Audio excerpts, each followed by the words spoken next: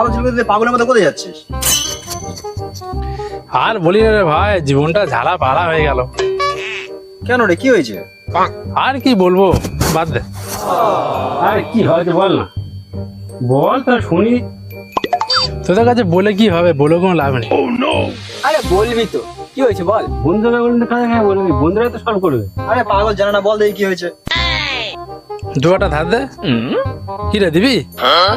Y una vez más se viene el pasito de la Martita. Número 2. ভাত বেরোছো? এতক্ষণ ধরে ওরা খুব হয়ে গেল। কি রে, টাকাটা দে।